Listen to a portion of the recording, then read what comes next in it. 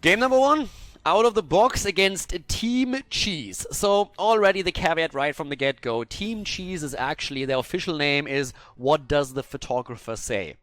Think about that for a second. What does the photographer say? Exactly. So instead of like hitting you guys with an entire sentence, I just simply dubbed these guys Team Cheese, which is, in my opinion, what all casters should do. And it pretty much is also the entire idea, because they are saying from the beginning, we're gonna cheese the shit out of you. Interesting part for me is that out of the box pretty much had the same approach in the previous series that we casted for them. So that's going to be interesting. And right now, I just want to see what Tomb of the Spider Queen brings. I'm going to be honest here. Again, I have to throw that in right from the start in case that you're watching this on YouTube. I'm currently still in the Airbnb in Spain. I made my way into Spain. I actually found an apartment. Believe me, it wasn't easy. People don't speak English in Spain. So I had, thankfully, some very nice people helping me with translating and other things. I have an apartment. Internet should arrive in a few days, but for now I'm still at the Airbnb, and here's the problem. I'm only connected to the internet over Wi-Fi.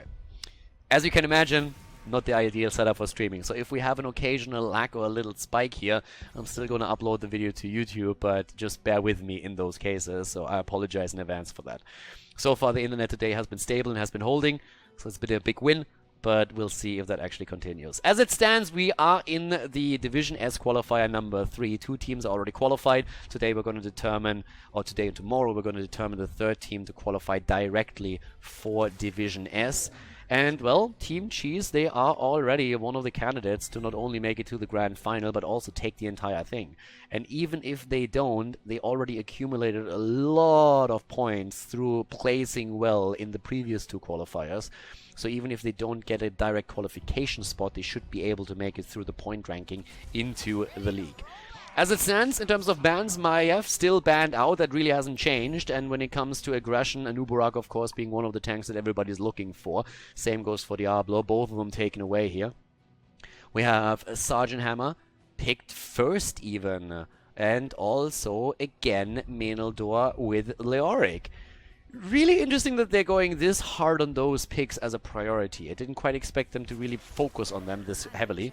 But there comes Anna and Gul'dan for Schwimpy, as we already have Thrall taken by Azerite. So apparently, I've heard that earlier, I don't know if it's true, but Marke is apparently currently in Spain. I don't know where, because that's the first time I heard about it. If he's in Valencia, we should meet up. So there's a sub today, playing for them. If that was not some meme of Schwimpy, which, full disclaimer here, could be the case, because Schwimpy is the meme master.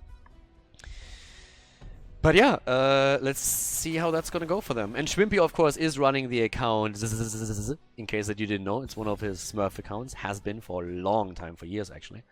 Imperius banned out. That's something that we've seen especially from Team Russia in the past. Main tank role for him.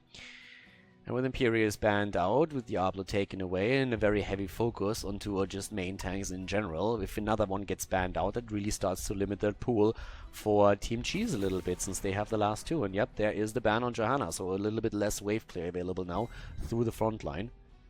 But out of the box, again, they have that name more or less for a reason. This is going to be a much more difficult team for them to go up against than their previous opponent. But still, are they going to meme? Yes or no? And in case that you didn't know, so again, the winner of a qualifier qualifies for the league directly. We have 4 qualifiers, aka 4 teams qualify directly for Division S. But we also have... Ooh, Rhaegar Tassadar, interesting. You also gain points while playing the qualifiers. And of course, the farther you advance in the bracket, the more points you get. And then those points after all 4 qualifiers are added up. And the top 4 teams in that ranking will then also make it into Division S, so that we end up with 8 teams in total. And today, outside of the winner, there is a good chance that simply through math alone, there are already other teams determined to be participating in Division S. Muradin and Li Ming. So the setup through the Storm Ball, the Wolf, and maybe even the Sleep Dart on Ana as the perfect aggression for Li Ming. Double Mage, by the way. So heavily playing around the cooldowns here.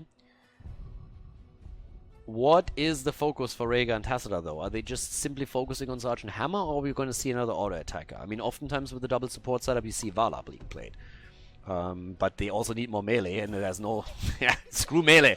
Leoric main tank. Play a little bit of Leorki and you're fine. If he dies, you just let him lurk again, just a little bit later. It is out-of-the-box thinking, and they are just displaying that. They're justifying their team name right here. Team Cheese going up against out-of-the-box, ladies and gentlemen. It is a best of 3. We're looking at Tomb of the Spider Queen. Our first map. Let's head straight in.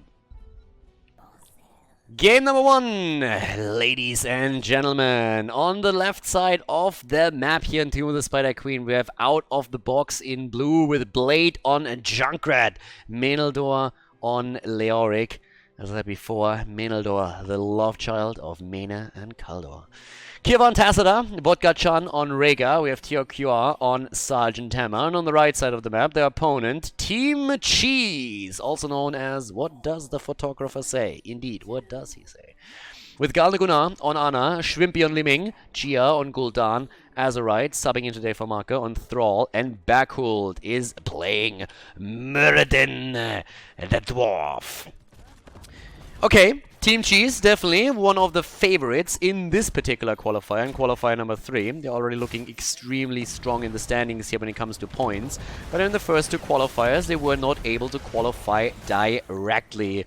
And, well, they're doing fairly well. And this is definitely a team that belongs into Division S. They're supposed to play in Division S, and they are currently doing their best to make sure that that's actually the case. Nice! They get the sleep dart in, and then wait for Schwimpy to get a bit closer so that he can get the combo off with Liming. And then what you saw here is exactly the setup that we're going to have a lot from them. So they're going to try and just simply get a sleep dart in. Backhult is going to wait for the Storm Bolt, and they're going to time that with Liming's damage to get those heroes dropped as quickly as they possibly can. So that's going to be the setup. They have double mage that they're currently running here, so it's a very cooldown heavy setup, but it's definitely something that can work as long as you really deliver with those cooldowns. Talking about delivering, second Storm Bolt hits. And Rhaegar, with the wave clear that he has, is already getting cheeky down here. But eventually, Team Cheese should realize that he's missing on the map. But with already Sergeant Hammer setting up at the bot lane, that Siege Giant camp is likely going to go over to out of the box. So we're having still up to the top lane now Thrall, and Thrall actually went into the Echo of Elements on level 1, and as you can see here, so far doing pretty well with it actually. 13 stacks already, 1 minute and 30 seconds in. Yeah, it's pretty decent. It's going to complete that pretty quickly. Leoric, of course, is going to try and slow that down as much as he can, but it's a bit unlikely that it's going to get too much done with that. So, for now, the rotation towards the bot lane from Team Cheese to deal with the Siege Giant camp. They got that quickly, but we already have the combo of Rhaegar and Blade going straight in for that camp. Rhaegar by now, by the way, able to Ancestral himself again. It's actually kind of, it's really funny to me. I mean, there are a lot of changes that Blizzard has now made in the past few weeks. For example, when you're looking at a Hero League draft or even at the draft in a custom game, you can actually read the names of your opponent again. And that, of course, makes it a lot harder for one-tricks to just simply one-trick their way into Master or Grandmaster. And it's a change that especially the higher players in Hero League have been asking for years. And, well, let's face it, the same is also true when we're looking at Rhaegar. The choice to make him, to disable the self-ancestral years back was always questioned very heavily. So to me it's kind of funny that Blizzard, now that HGC is dead and their pro scene is pretty much dying, well, kind of revitalized through the semi-pro scene here. But now that their pro scene has taken such a big hit that all of a sudden they're coming in with a lot of changes that people have been asking for forever. So it's interesting how that works. But that being said, level 4 talent for Tassada. Ooh, Leo. He Leos, he dies, he Leos again. Menaldor goes down here. What I was about to say is that Tassada actually went into armor on level 4. So they're not going into the extra heal for Sergeant Hammer with the auto attacks, but instead they're trying to also keep the front line alive a little bit more. So Leo is going to benefit from those extra armor points here too. Schwimpy, by the way, goes into an orb build. Schwimpy went into the orb build here with level 4. Triumvirate taken for him, no dominance. The level 7 is going to be interesting here. Calamity, of course, is one of those talents where you really hope to get the resets during a team fight, and then you can just bunny hop around and try and play whack-a-mole with your opponent's heroes. And for that, dominance is always a really cool choice because it gives you the survivability that you need with that too. But we don't have that here. Bot lane still heavily sieged up upon. by Sergeant Hammer, but Gia so far is getting his stacks in against Hammer as well, and is currently sitting at 17. Level 7 talents are in, a little bit quicker actually for the blue team. Out of the box is currently doing fairly well with the amount of wave clear that they have. I mean, you look at the lineup that they're running here, and they have an insane amount of...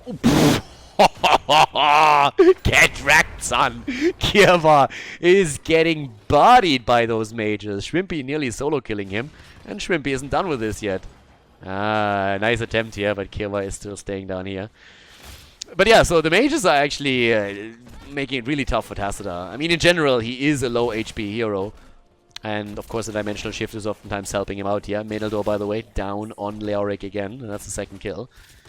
Of course, with the wave clear that we're seeing for out of the box, it's one of those setups where you can push the lanes out quite easily. And I mean, they've already started to be annoying with the camps that they took earlier. But the first Web Weaver wave goes over to Team Cheese anyways. And I mean, if you look at the setup that out of the box is running, it's really annoying because it has so many interrupts available. You have Junkrat to poke from the outside, you have Tacita, but they still couldn't prevent that turn-in. And, well, Stormbolt this time from Backhold is actually missing. So that didn't quite connect for him. Kiev is about to complete his level 1 here. The Psy Infusion will complete the first quest reward. 20 stacks, by the way, also on the side of Gia now. So he's getting there with his Gul'dan. Usually want to be able to at least complete it when you're level 16, so that your Ruinous Affliction gets a little bit more value. But the question just simply is, how much damage can Team Cheese do with the first Web Weaver wave? And so far, they're actually breaking through the wall in the middle quite easily. Have to focus now at the top and bot lane, where they can only damage the towers. And, well, they got a bit out of it. Not really too much if you think in experience points, but they at least get something done here. So, once again, Backhold with a missed Stormbolt. Gia is low, and he's gonna go down, isn't he? He's trying to drain Rhaegar, but Rhaegar is able to actually walk out of this. Good job and a good kill that we're now seeing here for them. Able to make that work. And well, with that said, both of the teams are starting to slowly head into level 10 abilities, and with the turn in here about to be completed, the blue Web Weaver wave could be a devastating one if that's timed properly. Even Junkrat poking around a little bit, and there's level 10 abilities for the blue team, which gives us Ancestral Healing. Can't wait to see that being used. Rhaegar, of course, with Self-Ancestral can be a bit more aggressive and start to move in very heavily. Bot lane already taking a ton of damage, and I mean, with Sergeant Hammer and Web Weavers coming in now, that fort is under pressure. That fort is really under pressure here. Yeah, already we're having on the other side now, though, Sundering. No Archon, by the way. I feel they have enough damage with the setup that they're running regardless. Yeah, and that should be the end of the fort down here. I'd be surprised if this one survives. But then again, Gul'dan is definitely able to get the wave clear through. And he is just burning that beast down.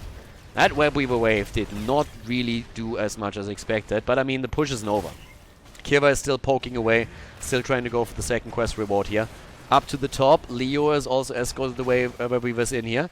Azerite is doing his thing at the top lane too. So it's still... I mean, Shrimpy is the one that rotates, right? Like, he is currently in a position with his Liming where he's starting to rotate between the lanes. But it's a 3 versus 3 setup at the bottom of the map, and eventually that fort is going to fall. And that gives, with the tickle experience now, of course, with the passive experience, that is going to be increased now for out of the box. That will give a lead over to the blue team in the long run for sure. So they get a bit more out of their own Web Weaver wave than their opponent did.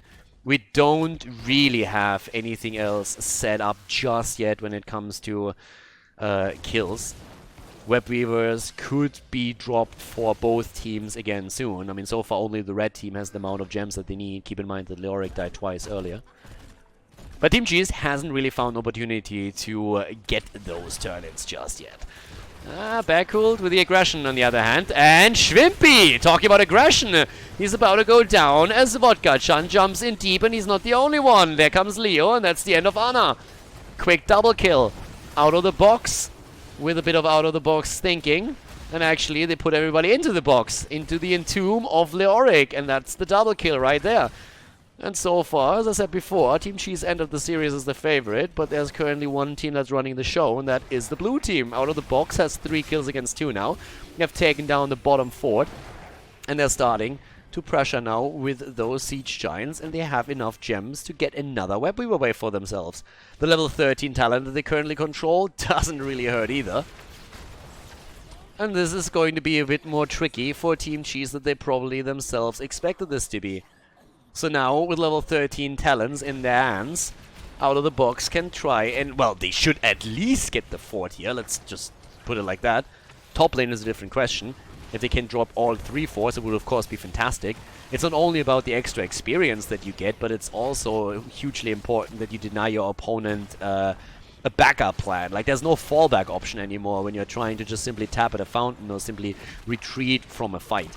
And yeah, this one is easily down to the bottom of the map. Web Weavers are still there. Kirva is already on Tacita trying to push this in. Try to sketch here a little bit by the quick wall, but the main pressure is in the middle of the map, where we still have the engage. Muradin is already waiting for that Storm Bolt, but Khaldor, yeah, okay, dodges that. Storm Bolt doesn't hit, and that wall is pretty much done with.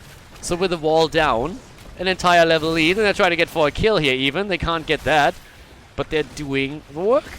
They're getting the damage done, and look simply at Junkrat. He goes to the top lane and says, alright, let's see if we can get a little bit of pressure onto the fort itself here. But they have taken down 2 forts already. Schwimpy with a play against Tacita. Tries to get the kill. Oh, Muradin is there too, but a nice dimensional shift. And TRQR is able to push him back for now. Yeah, and there's just very little that he can do. Khaldor having a bit of a problem here apparently. Needs to jump out. But still, the situation on the map is that we have the gate lost at the bottom. We have the entire wall already sacrificed here in the middle. And at the top side, it's also pretty much the same picture, because the only thing that stands here is the fort itself. And as you can tell, I mean, let's take a quick look at experience, for example. So far, it hasn't really come into play too much that second fort was eliminated, but you can already see that in passive experience, there is a significant disadvantage for Team Cheese. They already lost 1,000 experience through that early fort that was taken by Out of the Box, and obviously now with the second fort falling, that's just going to be continued. So the situation for Team Cheese is definitely an annoying one. They're trying to get their kills in right now, and so far they haven't really been able to make that happen after that initial setup. But this is definitely one of these things where it starts to get a bit dicey, because we are still on Tomb of the Spider Queen. And that is a map where you have oftentimes the problem that your opponent can snowball you. Now, there is, of course, a couple of redeeming aspects to this. If you look at Azurite here, he's currently at 46 gems, and we're having Berghold on 29. So the two of them hold the majority of the gems that they control. And if they can just create a little bit of space for the two of them, they can get that Web Weaver wave. And then, obviously, Team G's will have to try and get some forts destroyed too, just to make sure that in the long run they're not falling behind too hard here. And the fight is on. I mean, right now, Team Cheese has to be worried about the level 16 talent for Out of the Box that eventually is going to drop. They're so far behind that they need some structures before they can really play a catch-up game here. So now is the time to fight. You know, on even talents, you have a good chance there. But with the wave clear, Rhaegar is already on the way back to the camp and is very likely going to try and get this one, as the rest of the team is attempting to interrupt the turn-in. And as I said before, you have Tacita for the interrupt, you have Hammer, and of course you have Junkrat. So with that said, there are a lot of good tools here for interrupts. There's no one down here at the bottom. Hammer is currently looking at this. There's another interrupt against Berghold, and Rhaegar has successfully taken the campus, is now rejoining the fight. He's going to come back into this. And yep, there's the Horrify, but nope, that didn't do enough either. Horrify was actually immediately cleansed out, and they're going for Gul'dan, and Gul'dan is dead. That's a dead Gul'dan right there. Gul'dan down, and there's the 16 talent. Guys, Out of the Box is currently in this first game showing Team G's that this Leoric main tank setup that they're running here can definitely work, and definitely does work. 4 kills against 2, more than a level ahead. Tacita completing his second quest reward, and they're already pushing the top fort without even relying on Web Weavers. Granted, they don't have the gems at this point, but this is getting dicey. This is getting really dicey for Team Cheese. And they're looking at the turn-in right now, but they can't get it. Kira is there and interrupts Berghold again. And that's the big problem right now, because with a 16 talent in the hands of Out of the Box, you don't want to fight. You just don't. You're a massive talent down, and you don't want to take a big battle here. And we're looking at a potential third turn-in. 4 out of the box. They need another gem, but that's one that they can easily get. Actually, they have the amount of gems right now that they need. And there's the blue web weavers. And this is the moment when if you out of the box and you still have a talent advantage, you are gonna try and push that keep. You want that keep. You want that keep now. If you have a chance to get that, that would be the dream. Get the pressure going while you have an advantage. Use that web wheel wave. And you can see that all of the players are already just pushing out the lanes. And we have siege giants at the bottom of the map now. So the top lane pushed out, they're zoning the mid lane, and the bot lane has to be dealt with, and that's where Shrimpy on his Liming is currently busy, because there is a siege giant camp on top of those web weavers, and that's just too much. So now it's all about trying to get the keep here. And this defense needs to be massive. I don't think they can hold the keep. I honestly don't think there's a chance that they're going to make that happen. I mean, look how quickly that already loses HP. And we still have at the top another web weaver that has to be dealt with. Gia is currently there. Keep in the mid lane is instantly deleted. And now they can rotate too if they want to, but the web weaver has already been eliminated. Shrimpy is down here at the bottom. Menaldor is moving in and is saying like, if you're not careful, I might just hit something here. Alright, Backhold comes out. Keep in mind he has 42 gems. He can't die. Needs to be careful. Shrimpy is low. Shrimpy is really low. Shrimpy nearly falls here. Here comes the Riptire. The Riptire actually gets taken down, and that's the quest completion for Muradin as he's deep in the back line trying to go straight for Hammer. But Backhold is about to fall. Well, Leoric falls first. Menaldor goes down and Backhold saves himself. But at the end of the day, we still have 18 versus 16. Nearly 17. Leo is dead, but that's the one that you really want to lose. Like, if you lose a hero, that's the one that you can lose without any problem whatsoever. Shrimpy comes in again. But things are grim. Things are really grim. They're not in a good spot right now. Definitely not. And they're gonna try, and of course, through turn-ins, change that. But they have to really be efficient with this. And the Auric is already about to be back and, like, keep that pressure in the mid lane in mind. There's, of course, catapults building up on the bottom and the top, too. And he has the interrupt again. I mean, again, this is such an annoying setup to go up against. There's grenades everywhere, there's Psy Storms, you have, of course, on level 16 now also the Psionic Echo. There's interrupt 6 days to Sunday. Like, all day long, you will see those interrupts coming through. And so far, the blue team can just interrupt the red team whenever they are getting even close to a turn-in point. So the best way for Team Cheese to get a turn-in is to just simply force a fight and try to somehow get a numbers advantage. And they're trying to get those kills, but Blade is simply moving away at the top with Junkrat. Here comes another engage, Backhold, okay. He's trying to set something up, but all of a sudden we're seeing Thrall in trouble. And during all of this, you have the bot lane pressuring already, and catapults are moving in with the next wave. So it's already far pressured out. That wave is going to fall, and then once the catapults are joining up with this, there's going to be even more pressure. It's 16 minutes into the game. I don't expect too much happening here with the Winions just yet, but it's already a bit of an indicator of what's going to come later. 16 talents now. 20, by the way, half a level away, and there's the turn-in. Red web weavers are going to be coming in just in time. But that wave down here, that is not going to do much. Like, yeah, web weaver is going to maybe knock at the wall, but you want to get forts right now. That's the least you want to get. That was a good setup, though. Kierba is in trouble, and yeah, he's going to fall. Maybe not. Oh, Kierba actually survives. Hammer gets the Ancestral, not Tassadar. Kierba wasn't really worth it here, apparently. And now we have nearly 20 in the hands of Out of the Box. They're already going for the defense here. Tassadar survived thanks to the second dimensional shift that he got through. And that is spelling trouble. Just look at the damage that Shrimpy eats just through the Junkrat grenades. Again, they're going in. TRQR jumps out. Shrimpy is actually trapped for a moment here. But now level 20 is ready, and that means Buried Alive. Buried Alive, going to be ready in another 10. There come the walls. Build that wall. Tassadar is already on it. What Trump can only dream of, Tassadar accomplishes in half a second. Down goes Tassadar. Down goes Li Ming. Muradin is dead. Menaldor is dead. But so is Shrimpy. thanks to the force barrier here, we have walls everywhere. And now with 4 heroes down and only Gul'dan surviving, we're all of a sudden having the massive push straight for game. And this is Team Cheese very likely losing game number 1 in this series in the best of 3, and we're only in the second round of the tournament. Team G is one of the favorites for all of this, but all of a sudden it's out of the box that's running the show here. They're going for the core 50%. They take down Gul'dan as well. No more gems in the hands of Team G's, and this is game. This is the lead for out of the box on Tomb of the Spider Queen as they take the first map in the series.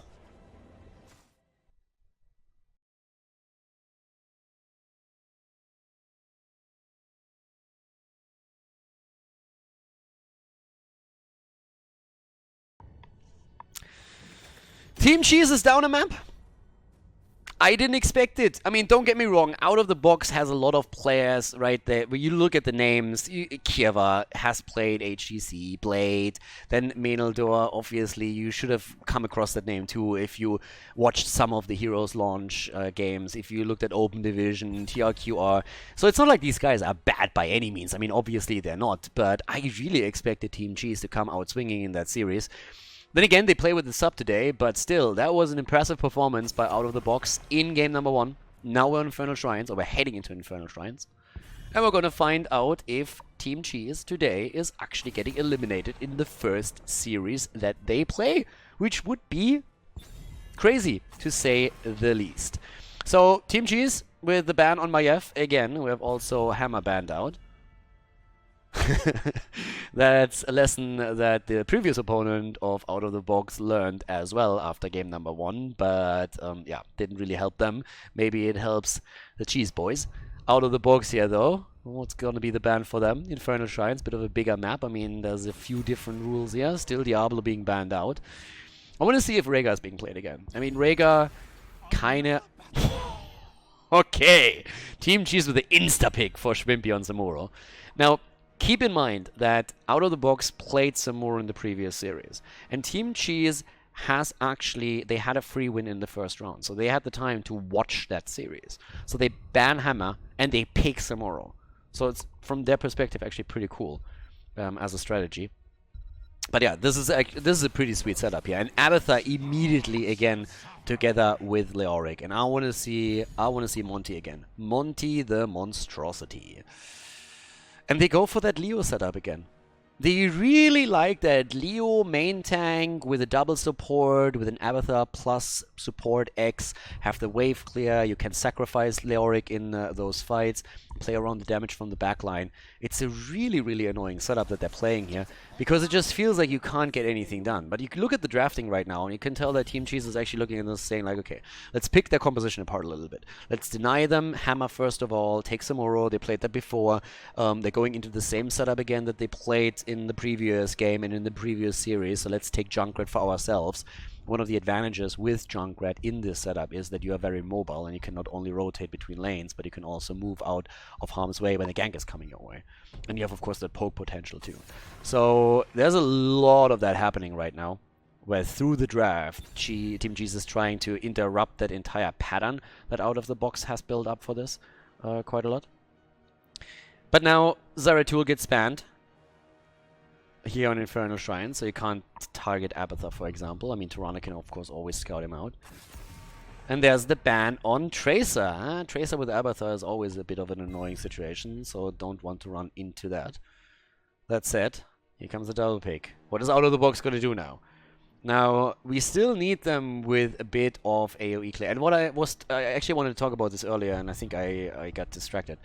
Rhaegar is interesting to me now, because he already was always really good on Infernal Shrines because of the lightning shield that he provides and the extra AoE that you have with it. But now that he can, the Ancestral, you get even more. And instead we get Brightwing. Oh my god, Brightwing Falstad, a double global plus Abathar. They go full cancer comp again. This is, by the way, a setup. This might completely backfire, but this is the setup where all of a sudden Brightwing makes sense. All my Brightwing hate in the past was mainly because Brightwing was always picked in the wrong situation, and there were always other heroes that would have offered so much more. This setup you're really trying to play around the global mobility that Brightwing offers together with a second global hero, Falstad and Abathur. So you can all of a sudden just set triples up really easily. And this is a completely different setup than what we criticized in the past year. So I'm actually interested to see how this is going to work out, because you kind of put all of your eggs into a basket, right? Here comes Hanzo, Muradin. There's a lot of stuns now with the Hanzo arrow, Tyrande stun, Muradin stun. Like the Miranda setup already dangerous. And Nova! Okay, out of the box thinking right there. Yeah, fair enough. That is not what I expected to happen here, but I'm game. I'm game. They won game 1. Can they win game 2? We're gonna find out right now on Infernal Shrines. Game number 1 was an interesting one and ended in favor of Out of the Box, and game number 2 promises to be even more interesting since we have Nova all of a sudden in the game.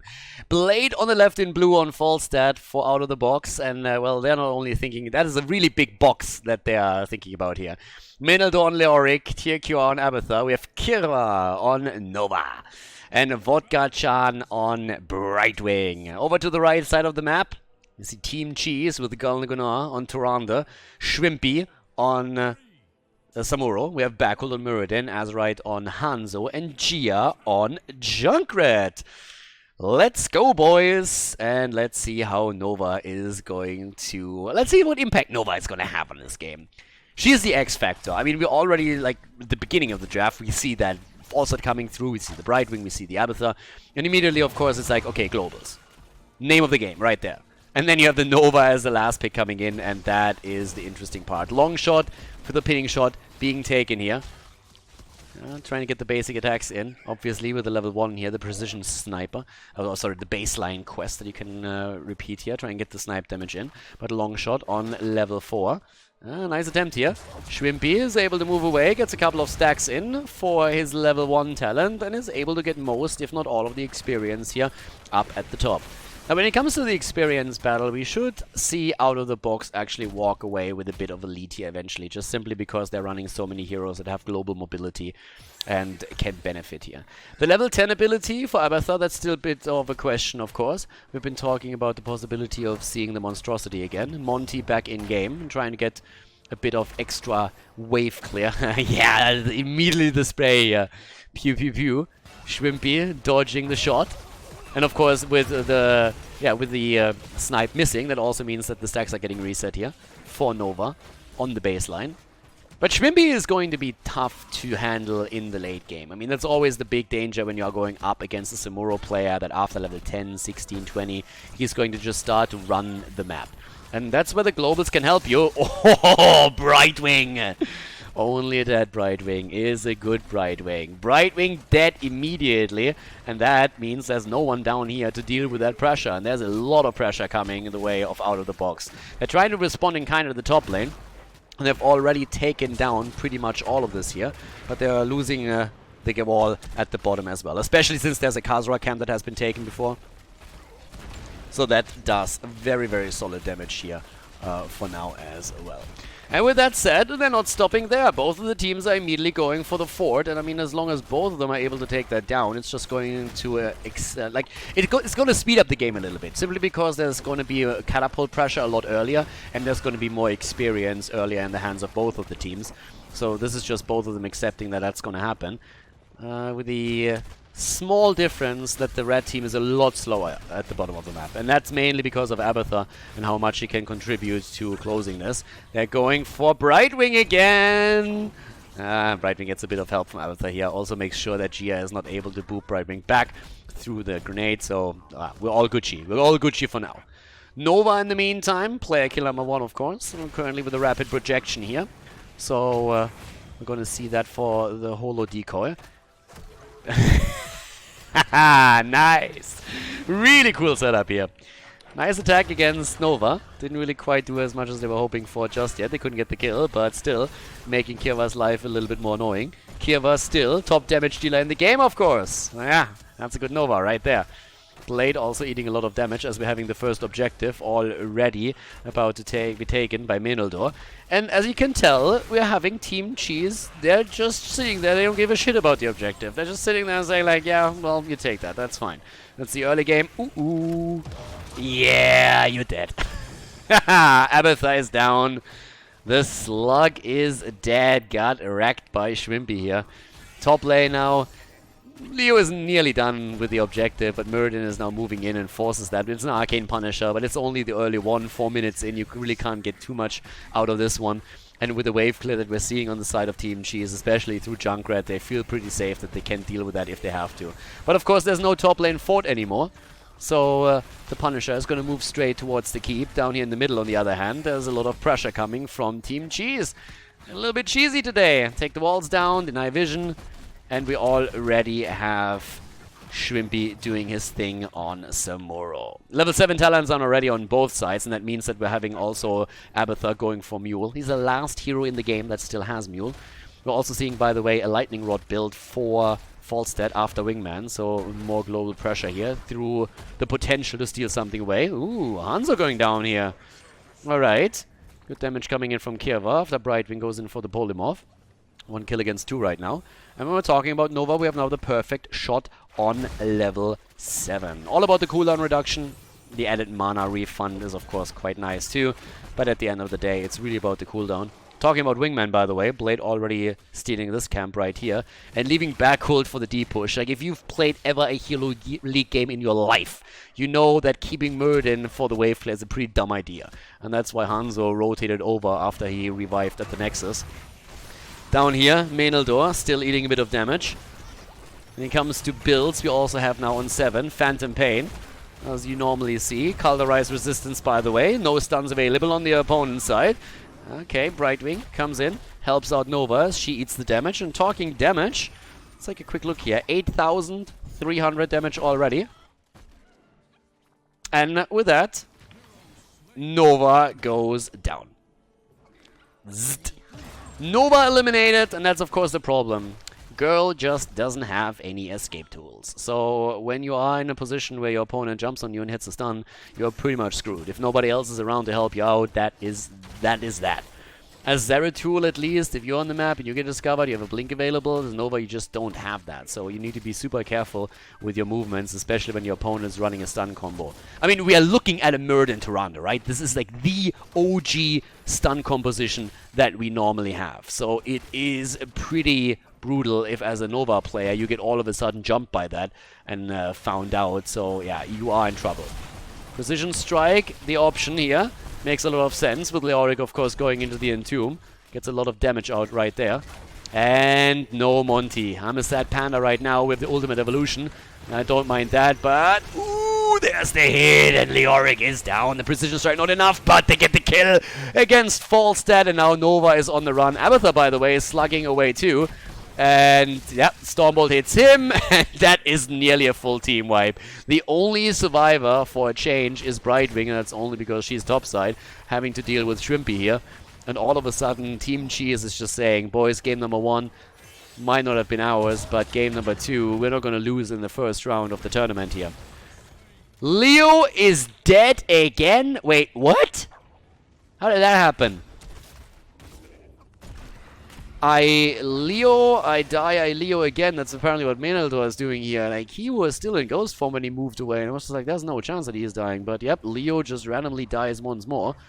Bot lane has taken pressure with the wall open, gate down, also one of the towers down. And we have now more than a level lead, 1.5 actually, for Team Cheese. Really cheesy here. And they're easily going now for the objective. I mean, you have 13 talents already in their hands, and that alone already tells you what you have to do here. So, yeah. Right now, you have, first of all, healing static, of course, gives you the extra survivability. Not that Muradin was really under pressure so far. Here comes the Gust attempt. Yeah, I'm not so sure about that move. I mean, again, there was no Gust attempt because it was actually the copy that moved in. But... yeah, Muradin is dead.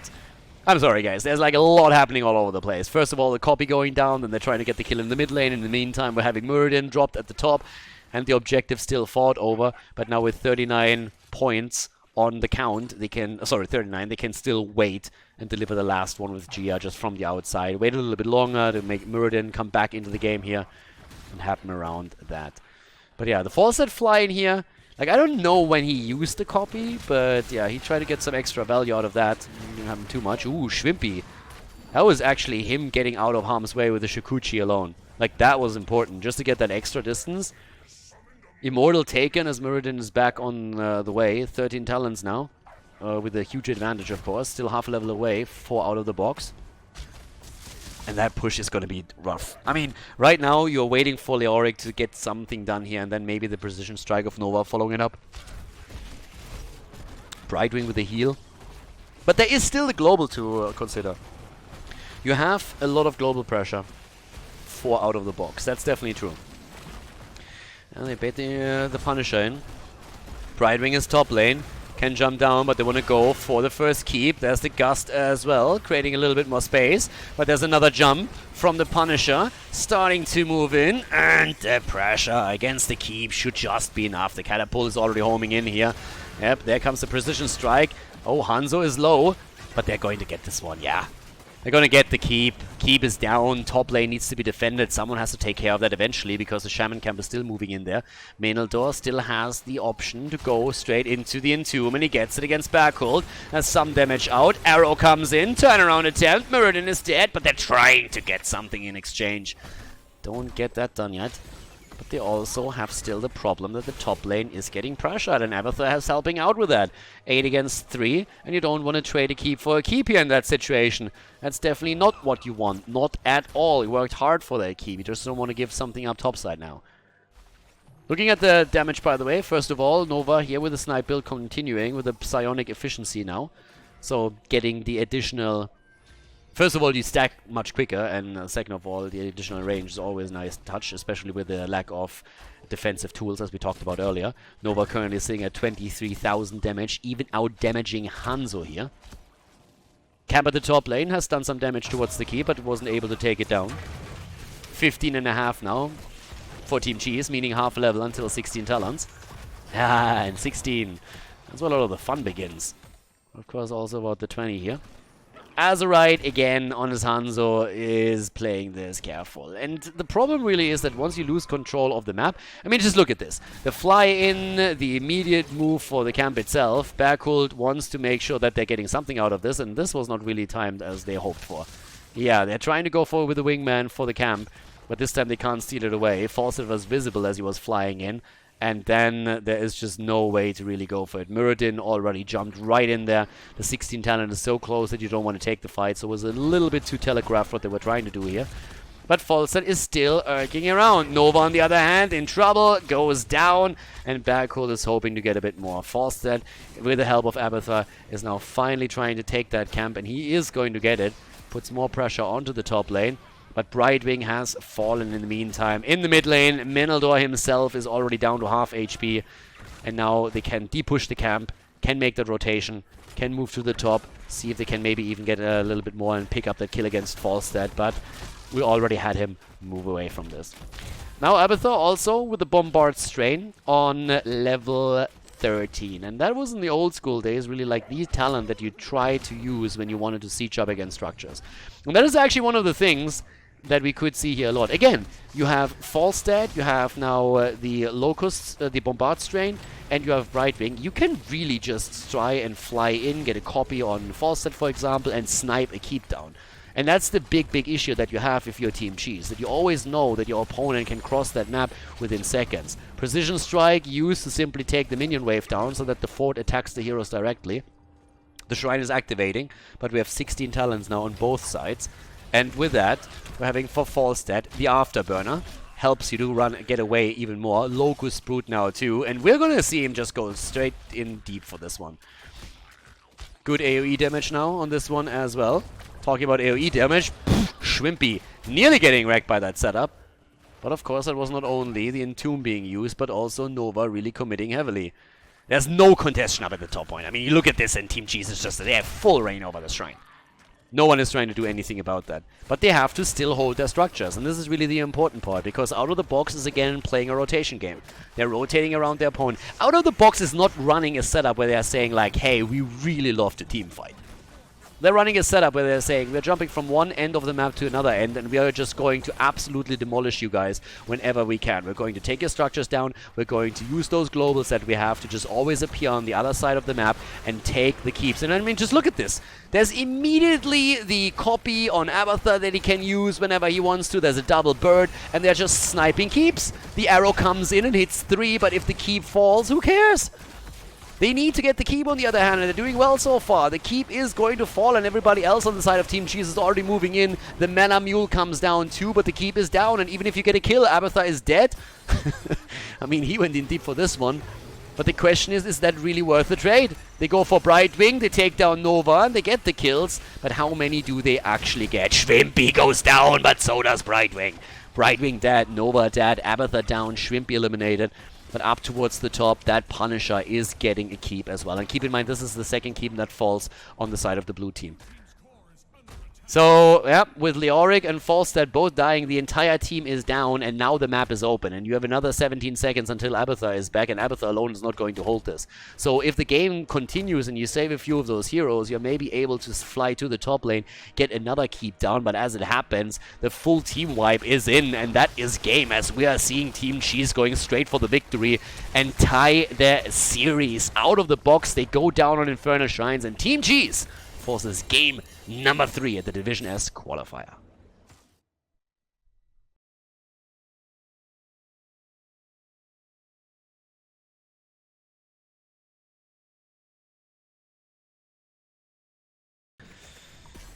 Game number 3, we are on Cursed Hollow. So out of the box, they kind of destroy Team Cheese on the first map. But then game number 2, that told a very different story here. And now we find ourselves on Cursed Hollow, which is map number 3 for this series. And yeah, it's an important one. Enuburak gets banned as he did so in the last few games. But I'm actually pretty happy with this setup right now. We get a third game already, super early on. Team G's even banning Samuro here on Cursed Hollow. And it is a cool map. I personally really like Cursed Hollow because it offers teams more... It offers you a little bit more wiggle room. You have more decision making because you can let a curse or you can let a tribute go. You can go for a boss instead. You have double boss on the map as well. And of course, sometimes or oftentimes it ends up with like each team taking their boss. But it adds a bit of a spiciness towards each of the games, especially when you are starting to lose, let's say, a fort and a keep maybe on a specific lane. Then that boss on the other side becomes so much stronger, and you really need to keep an eye on that particular spot, which might open for your opponent other plays up on the map. And globals are, of course, super important here. And with that, we have the Haka banned out right away. I'm a little bit surprised that Abathur didn't get banned out yet. I mean, normally on Cursed Hollow, that is a priority ban, and we have seen Abathur in action already earlier a few times. Maiev got banned once more, so no matter what happens, Team Cheese is just from the get-go saying, nope. No matter what happens in those games, we don't like Maiev. But now there's their first pick, and is out of the box actually committing to an Abathur. They might have been going a little bit too wild in game number 2, so now the idea probably has to be, let's get into the box a little bit more at least. But there's the Abathur. Abathur gets picked, so yeah, Abathur taken. Again, you would kind of expect that. I actually thought that Abathur would get banned, but then there is Samuro to consider. There's a first pick ready for out of the box, and we've already seen that Samuro coming to play in the previous series, and Team Cheese has seen that too, so... It's like pick your poison, right? Like, what do you get there? And even with Abathur still on the board, they said, nah, Maiev, Maiev and Samuro are our biggest problems here. And we get Sergeant Hammer, Shrimpy with a hammer plays. So Shrimpy on hammer and Backhold again on Muradin. Like, he really likes the hero. Plays a lot of Tyrael, a lot of Muradin here. And with that, immediately, of course, you have to think Tyrande again. Tyrande, it's not the only support that they can play here, but Tyrande is definitely a really good combo with Muradin, especially if you add another mage then afterwards that can just get the burst damage in. Ooh, Kharazim and Jungler. Like, I have seen this before. I've seen this before. Get the Abathur Kharazim combo going and really get the damage in. I mean, out of the box, they really love to play that stuff right now.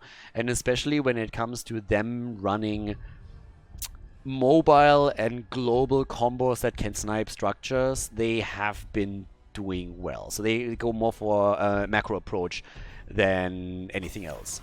So with that right now, you look at it and the first thought is, what else are they going to play with this? So they have a couple of chances. If you remember the previous series, one of the heroes that they played with this is also Samuro, but they can't play that right now. But they could still play globals. I mean, Falstad, for example, is around, and they have shown an affinity for the hero. And the Haka is banned out. So the question just is, do you commit to a Falstad here? Do you again try and play around that Gust? Maybe get a setup for the 7-sided? Do you have more options with Falstad, Abathar, and a potential copy to burst the lane down? But I wouldn't be surprised if Team Cheese actually picks Falstad for themselves right now. Because they have to be aware that that is a potential choice, and instead of banning anything else out, they got rid of Diablo. Which isn't necessarily a bad move, because Diablo is already annoying as is, but if you have an Abathar symbiote on top of that, it becomes a problem. But the idea of out of the box in a lot of the games has always been, let's try and just snipe structures, let's try and run that late game, let's try and run the map. But we get Illidan and Morales over Falstad. And let's be fair, with Illidan potentially going into the hunt, you can, if Falstad goes onto one of those lanes, you can put the pressure on. You have to be careful because Abathar is always a factor that you can't forget about. Still, Illidan is a bit of a game changer in all of these cases. And here's a Morales behind as well, so Mocus Forales. Yeah, there's the Falstad. Falstad and Sylvana. So pretty much what we expected from out of the box, especially with the global move that they have now, but also with Sylvanas here. I mean, just imagine them getting a boss, for example. It's like tons of damage they can do with this. But they have very little that deals with Illidan. Like, very little. What is best against Illidan? Stuns. Stuns and blinds. And they don't have any of that. Oh my god. And now a Zeratul. Zeratul Illidan. That Abathar, Falstad, and Junkrat, even Sylvanas, are going to be in a world of pain if that is at any point hitting. So guys, game 3. Let's see which team heads into the next round of the tournament, of the Division S qualifier, and who is out and has to try next week. Let's jump in onto Cursed Hollow.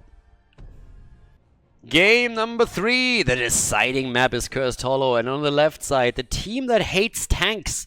Blade on Junkrat, Kirva on Sylvanas, we have Menaldor on Falstad, Vodka-chan on Karazim, and TRQR on Abathar.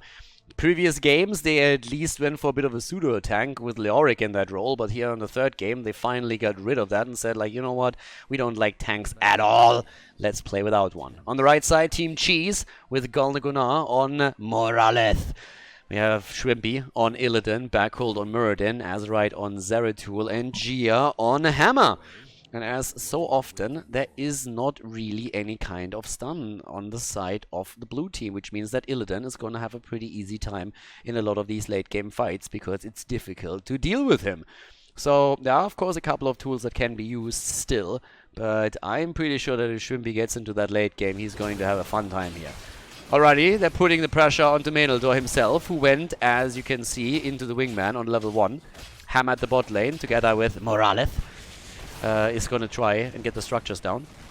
But the important part here is really that with Menaldor, in this case, already heading into the wingman, the strategy, of course, for a huge part of this game is, again, going to be relying on the globals and making sure that you steal your opponent's camps away, maybe try and go for that Siege Giant camp every now and then. The problem is simply that if you are ending up in fights, or if you're getting ganked by Illidan, by Zeratul, you're going to be in trouble. Because there's so many squishies here, and there's a lot of heroes that are going to try and move in and just simply drop you within a few seconds. But there's a lot of pressure. I mean, you have a Sylvanas, you have a lot of split push pressure, and that's what they're going to try and do. Fails that, by the way, with a kill, thanks to Abathar. Alright, Illidan is down. That's the problem if you go into a 1-1-1 situation against a team that has an Abathar here. Illidan is a hero that scales with the late game. In this early on, he can definitely one-on-one Falstad, but at the same time, what he cannot do is simply try and go up against Falstad and Morales. Morales nearly getting the kill. Falstad and Abathar, sorry. Galnagunar nearly getting the kill against Menaldor, and it's only Abathar that actually helps out with this. Shrimpy is already looking at a potential kill here again, but the top lane is still pressured, and the gate is down, the wall is dropped, the turrets are eliminated, and Backhold is also barely jumping out here, as we're having at the bottom of the map Hammer doing pretty much the same thing. So Gia pushes the bot lane, rest of the team pushes the top, a little bit of a lead in experience on the side of Team Cheese, but nothing crazy yet. Now again, I'm worried for the late game. The early game, Illidan was never really a strong one. It's more so a problem when that Illidan starts to hit his level 13, 16. That's when you really need to somehow lock him down, and this is really where we don't have a lot of lockdown. I mean, already you can see that Meneldor is actually being pressured a lot. Shrimpy has only lost that one-on-one earlier because of the Abathur hat, and as long as that's not the case, doesn't matter. Good damage here again from Sylvanas. Level 1 talent, by the way. Shrimpy barely gets away. Ooh, close call here. Good Stormbolt. Level 1 talent. Might of the Banshee Queen, by the way, is being taken here. Falstead flies back in. Illidan still hopping around a bit together with Muradin, who opts out too. Up to the top, the first tribute is already active, and both of the teams are fighting over it, but not really committing yet.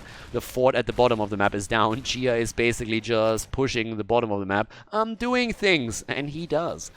He's actually able to take the first fort of the game very early on. Get that siege damage. Get that siege damage in. Talking about getting stuff in, Muradin is already there. Trying to interrupt again.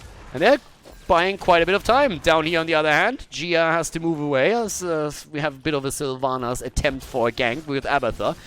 And again, you have so much mobility on the blue team. If they just move anywhere and Abathur is ready and you call that out early and he has the cooldown ready for the symbiote, you can basically put pressure on any single hero in this game. And this is one of the reasons why they play this composition. Yes, they don't have a tank, but the idea is also not to fight big 5 versus 5s. They want to try and get kills early. They want to try and jump in, have some pressure here. Shrimpy, by the way, has to be careful. Like, he is going in really, really deep, and he just doesn't have the power yet. Power is going to come a little bit later. You know, with the possession also on Sylvanas. Also super important for the late game. But this is still tribute number 1 that we're fighting over. And level 7 talents are in. Azerite on his Zeratul is in a very similar position than Illidan, by the way. He already can set up the kills early on in the game. But of course, late game, that's when he really has that pressure and a lot of burst damage. And you can already tell how these heroes are having trouble. They have trouble being, like, staying alive here. And that's a huge issue. And that is just going to continue as time progresses. Level 7 versus 7 now. The first tribute ended up in the hands of Team Cheese. We have that Lightning Rod build with the Wingman on level 1 for Meneldor's Falstad still continued. But Gia is switching lanes. He successfully took down the fort at the bottom of the map. And now he's simply moving to the top and saying, hey, I can do the same thing here. Needs to be a bit careful because, well, there's still the pressure from the rotation that comes in to answer that push. But it also opens up more space for Illidan, who has by now taken the bottom of the map and is starting to push that in too. Gia survives, at least for now. Grenades are coming in, but Morales is helping. And Zeratul has taken a camp that is now enhancing that push at the bottom of the map even more. And with that experience starting to lead to an advantage for Team Cheese, we are going to talk about level 10 abilities soon. But the commitment is ready at the top lane. Out of the box, they want to at least trade for a fort of their own. But we're still having Team Cheese trying to push this back. Nearly a level lead now for the red team. They're nearly a level ahead already from this. Abathur going into a Toxic Nest build here. With the Envenomed Nest on level 1. Going to Prolific Dispersal on level 4. And the Vile Nest immediately on 7. Rotations are going to be slowed down. It gives you vision over the bosses as well. So you are going to be in the know when your opponent is making a move here. And Shrimpy is again going up against Meneldor, but is in trouble here because Falstad has the assistance of Abathur. So Shrimpy has to move back. Meneldor takes this for now, but another tribute in the hands of the red team as we're having Zeratul on that tribute immediately. And even despite the fact that there's a kill for Out of the Box so far, we still have 2 tributes in the hands of Out of the Box and, for Team Cheese. And here comes the hunt. Obviously, you want to have a pseudo-global ready. And it also helps you whenever Zeratul is going to set up a kill somewhere by burst damage. You can just simply hunt in and help him out. Good vision. Meneldor knows now that he has to be careful with this. Create the pressure. And, I mean, Meneldor's in trouble. Meneldor should be dead. Like, Meneldor should definitely be dead right now. There's the hunt. He's trying to escape, but the barrel roll is a little bit too short. He wasn't close enough yet. And goes down. By the way, not really his mistake. He barrel rolled over. He tried to escape here, but if he waits longer to go in, he gets killed either way. So he tried to use it early, and it just didn't quite work out for him. Wodka-chan knows what's up though, and Abathur can help out. Sylvanas is already there. Oh, that's gonna backfire hard. Oh, that is gonna backfire big time. Yeah, maybe with the Void Prison. Nah, Illidan is already dead. The Void Prison is a bit too late, and there's Zeratul also down. Nice move by out of the box. I like it. Really well done. And now, with the Wingman, they can just simply get this quite easily. And with 5 versus 3, you're all of a sudden talking Tribute at the top lane. And that's an important one, because if Team Cheese grabs it, then it would be Curse, obviously. I like this game. It's actually pretty cool. 3 kills against 1 thanks to the double killer we just saw. And really different setups. Morales, by the way, went into... I kind of like it. Into Medivac. I mean, you look at the composition with Sergeant Hammer and with Illidan, you're saying Stim Drone, Stim Drone. But if you go Medivac, you have actually a chance to react to these global plays that we're going to see eventually from out of the box. They're going to try and push with Sylvanas somewhere, or maybe even with just simply Falstad, getting a Falstad copy and getting the damage in. And that Medivac allows you quick transitions where you can try and react to that. Because let's face it, out of the box has the potential in the late game to snipe the core. They can actually do that. So this is one of those tools where you can definitely react. It's more of a reactionary play where you're saying like, hey, how could we possibly lose the game? Let's prevent this. Than saying, how can we, in this case, like win it? So it's a bit of a safety mechanism. I mean, if you have a Stim Drone and you go onto Hammer, if you go onto Illidan, obviously they're just going to rack phase. But as we said before, out of the box doesn't really want to take team fights if they can prevent it or if they can play around their opponent. So that Medivac is allowing you to mitigate that advantage a little bit. For now, 13 talents, not ready yet. Illidan, of course, is still in the mid lane. He can always hunt in. And this is another situation where out of the box has to face the music. Because this could be Curse. Yep, nice. Good damage against Azerite here. Had to use the Void Prison. Backhold wants the stun. In comes the hunt onto Menaldor. Stormbolt, by the way, misses on a target that didn't even move. Backhold is still sitting here at the front, but they're trying to zone that out as much as they can. Sylvanas is getting the damage in.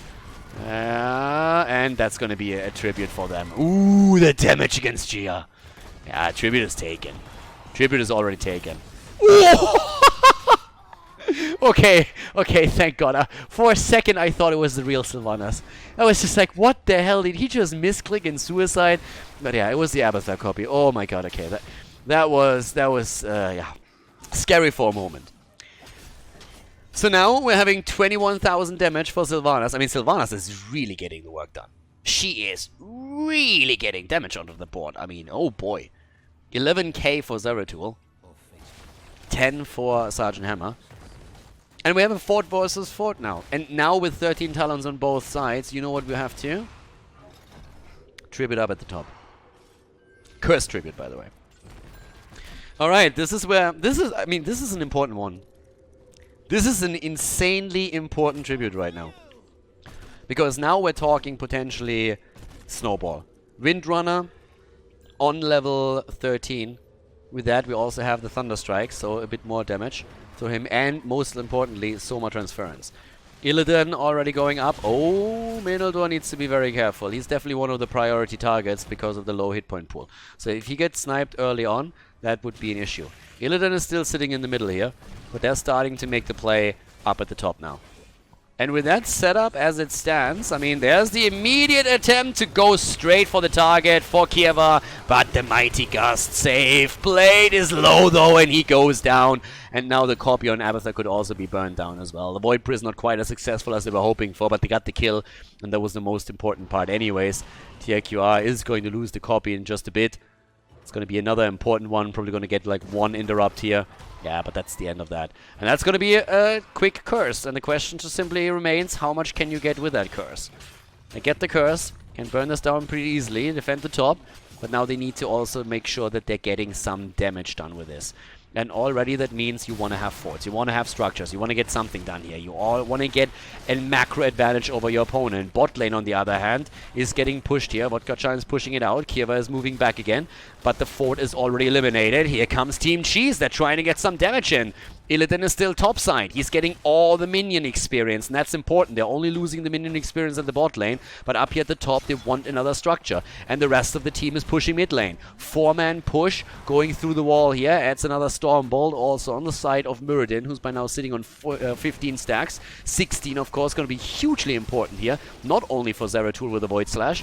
Illidan himself with level 13, and the Sixth Sense is now still pressuring the top fort, and that fort is going to fall, and level 16 talents are also going to be ready for them.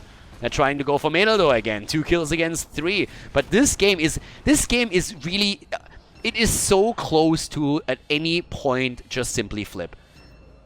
I mean, again, I have to stress that once more. If you lose a boss, for example, if at any point Team Cheese loses a fight, loses a boss, and all of a sudden you're having this massive push coming in with globals, with Sylvanas, it's devastating. So Team Cheese, they know that they are in the lead right now, but they also know that if they lose a single fight, that game can just turn within seconds.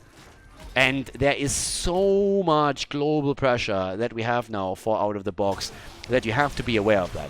Just one wrong move and that game snowballs quickly, because they're not even losing time moving across the map. They can just simply fly in, get the copy, and then get the pressure done. Backhold with a zone out here. In the meantime, Vision still on Kirva, but that boss is a goner. That boss should be taken here.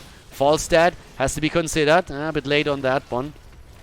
Trying to get the damage in, but yeah, not really connecting with the Riptire here on anything. 16 versus 16 now. The Talon came a bit late for out of the box to really take the fight, but now we have the bottom lane pressure. And Team Cheese is playing this perfectly right now. They know that they have to keep the initiative. They are the ones that are trying to push this through as much as they can, and they're building up the play to go for the first keep of the game. Here comes the copy again on Sylvanas. On Junkrat, double Junkrat right now for the poke here from the distance. Void Slash is in though, Stone Form 2, and here comes the 3-man Void Prison. It's beautiful, it's sexy, and it's deadly. Down goes Junkrat, he's eliminated, and they're trying to make the play for Falstad. He goes down, Kirva is low, the Hunt comes in, and that's a dead Sylvanas right there. Yep, that's of course the insta-keep, and they're gonna go for core here. Abathur doesn't have the copy any longer. You have 30 seconds to make the play, and they are gonna use those 30 seconds, no questions asked.